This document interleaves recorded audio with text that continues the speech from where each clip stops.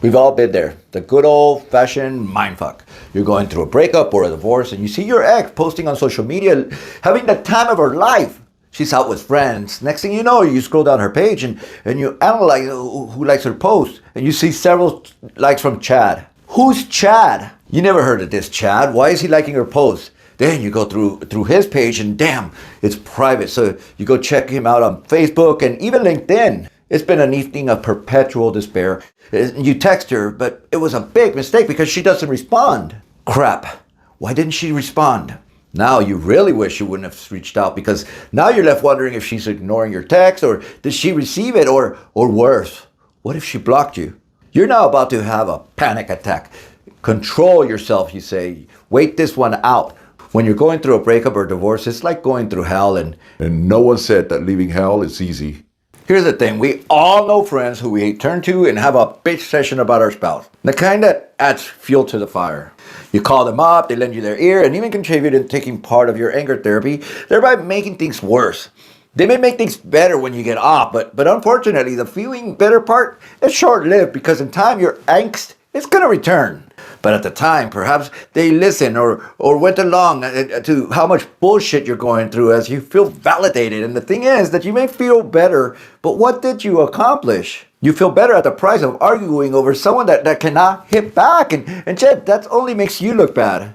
On a personal level, I know plenty of people that all they do is talk smack about the girl. And I've had to tell them that the only one that looks bad is them.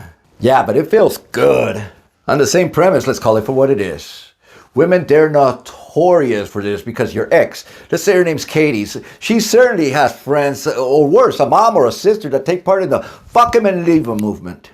Then Katie, she'll remember you the shit you did from 7 years ago to the detail of the socks that you were wearing, but forgetting the fact of what a good man you've become. They still remember the boy you were. To those who took sides in the conflict without your presence, that's horse shit. It's not fair to anyone, certainly not you, but it's not even fair to her because, well, her so-called inner circle may have just robbed her of a proper solution or who knows, possibly a proper, healthy relationship with you. You want fair? Instead of talking to a family member, try talking to your in-laws or their best friend and see how far you get. Some will listen, but you gotta tread lightly here and carefully because, well, that shit gets old. But look for someone like Switzerland. In other words, neutral. When I was in medical training, I was doing my psychiatry rotation and I was working with inpatients at the VA. A lot of the guys, they had PTSD, and I remember speaking to my attending physician and asking her about the patients, talking about their problem, if they were supposed to, if it was healthy. Her response was surprising. Not always. These guys, they were still questioning their why this happened. And they needed their clarity. And even though that it had been years after their war, talking about it would just perpetuate their situation. Advice that I thought went against conventional wisdom. But even if you're the guy being vented to, your job is to never egg anyone on, not even to agree through appeasement, because appeasement is not doing anyone any good. Appeasement is looking the other way. It's the road to slavery. It's what put the Jews in the crematorium while the non-Nazi Germans just looked away. And just like Martin Luther King said, it's not the insults that are our enemies, but the silence of our friends that we remember the most. I don't know, maybe it's the Libra or the natural coach in me or that Y chromosome that I love and own, but as a coach, the last thing that I allow, to the surprise of many, is don't tell me what she did to you. You're not her fucking victim. She may have screwed you, but to me, being a victim, that's a powerful word. To me, a victim is someone who's undergone such a traumatic event that it broke things in them, things that can never be fixed. That's a victim. But under my watch, nah, you're not her victim. Won't let it. I try to interpret the other's intent in the matter and not jump directly into the, hey, she's a bitch mode. If you talk to someone, even if you wish to vent, your conversation needs to be clear that, like, let them know, hey, can I talk to you? And I need to talk to someone that I trust, that knows me, and maybe even take her point of view. Because I'm trying to avoid going down that downward spiral. Does that make sense? Can we talk and you be objective about this? A lesson I learned really early in high school. My best friend, he was fighting with his girlfriend, telling me his problems, and I said the famous, dude, forget her, she's a bitch. What can I say? I was 16 or 17 maybe, I don't remember. So what do you think happened next? He goes on and he tells her, you know what? Rene was right. You are a bitch. They get married, and although they got married a few years later as his best friend, I wasn't even part of the wedding party. I sat way in the back watching them get married all by myself. Didn't even say goodbye, just left early. More of the story is not to get involved in another couple's mess. I do this professionally, and I don't get involved in another couple's mess. I get involved in your mess, but another couple, it's not fair to you. And I've even canceled appointments because I didn't think that they're ready for my coaching if they're in between their decision. I just won't take you on as a client. We're wired to be affected by our surroundings. Hence the saying, if things change around you, things change inside of you. If we're constantly surrounded by negative environments, people, or situation, it's inevitable that we're going to be affected. Negativity, it just perpetuates negativity. It's so easy to prove this. Just think of a time when everything was going your way. You were kicking ass. You were soaring throughout the entire day. Think of a day where you were just in love with life, and then you receive some bad news like a cop. He writes you a ticket. You go from joy to sadness, worry, or anger like that. But then, think of a time where you were already in a negative mood and something equally good happens to you. As humans, we typically stay in our state of negativity and have a hard time snapping out of it. And that's one of the hardest parts of the relationships. What makes it so taxing is that we lost. So we reminisce. We look for answers where there aren't any, and we stay in the negative, and we just want to feel our pain. This takes us to some dark places. Men who say they'd rather die than live. And it's terrifying to see someone say that they want to bite the bullet at the end of a barrel. Now, I have one of the fastest growing men's divorce support group on Facebook, and it's about growth. Hence, it's called Finding Your Higher Value. One of our rules is to stay away from our woes. But this will inevitably happen.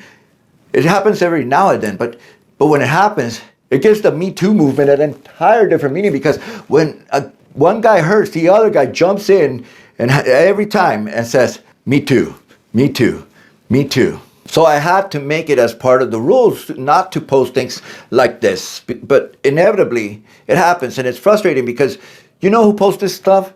It's typically the guys who haven't done any work. Never bothered to see a single video on this channel, the one that you're part of. So I reached out and kindly asked them to stick to the growth part. Now, as a divorce and recovery coach, I have to be careful not to let my work affect my personal life. And it's also equally important that men that I've coached not to fall into the trap of the Me Too movement. Negativity, it starts to rub off on you. You may find yourself adopting the same negative outlooks on life, which can lead to a snowball effect, like I discussed at the beginning of this video, the guy and his future ex. In fact, data shows that negativity can spread up to 3 degrees of separation. This means that if you're surrounded by negative people, it doesn't just affect you nor the other person, but it also affects your friend's friend. This is a snowball effect, and it can cause negativity to perpetuate into other areas of your life. That's how bad it is, and it's addicting. So how do we stop this effect? Well, you know how we say that we have to do the work? This is what we mean, because this is where the work begins, and it's not easy, hence the name work. You surround yourself around positive people and around a positive environment. Use me as your divorce coach. This is where I come in, because much of my job is to find your identity, to find your focus, and stay solution-based. Even in my one-on-ones, I often say the following. My goal here is simple. My goal here is to get to know as much about you, not so much about her, what she did to you.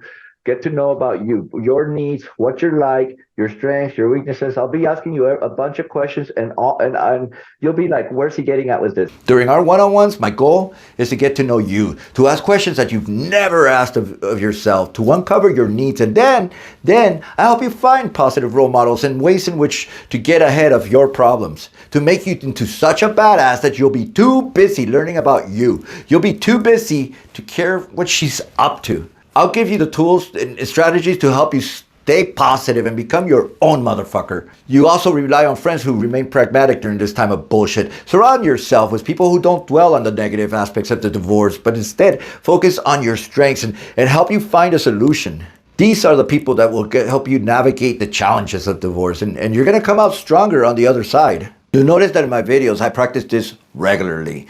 That while I have a no-nonsense approach, that one thing I don't do is dwell, and with few exceptions, most of my videos, they're both solution-focused and they remain positive. But I don't do the kumbaya, touchy-feely thing because I don't like treating people with kid gloves. I like to be real and keep it real in my videos by creating a positive and empowering content. I try and help inspire others to take a positive outlook on their own lives, especially during these difficult times like your divorce. So what do? Again, it takes work. Start working out, kicking your own ass by doing HIIT. This 4:30 thing is really kicking my ass. Now, I know many guys hate it, but no lie, I work out and kick my own ass mostly to remain positive, much more than to maintain this Adonis body. Just kidding, guys, just kidding. Work on skills that you've always wanted to learn, but don't stick to the masculine skills. I had a guy say that he's working on himself by doing what he loves, bow hunting, fishing, camping. You get the point. So I asked him, personally, I like poker and typically I win. So I asked him if I went to play poker, if that's working on myself. He got the point. But you gotta do new shit. Learn to dance, take singing lessons, dress up. I mean it, dress up. Buy a freaking sports coat for God's sakes. You're over 30 years old. Dress it, zen yourself by meditating. Work on your communication style by using correct intonations, tones, tempos to make your point. If someone yells, listen, don't react. Practice gratitude. Do you think I don't do this shit? I have to. It makes me sane. Just look at my videos and see the difference between back then versus the ones I'm doing now. It takes work. Even Steve Jobs, he took professional development courses, and if you're not doing it, your competition, Chad, I can assure you that he is. So you're putting yourself in a huge disadvantage here. Be better, bolder, be your own motherfucker. And if you need someone's guidance, let them know that you need feedback. Not venting. That's just wasting time. Now, to join my free and confidential Facebook group or to make a free one-on-one with me, the link is in the comment section underneath. Click on it and it's going to take you to different options. But do both. Join my Facebook group and make a one-on-one because you owe it to yourself. Your ex, she basically left you to fend for yourself. And in order to thrive, you have to get out of your shell. Thank you very much.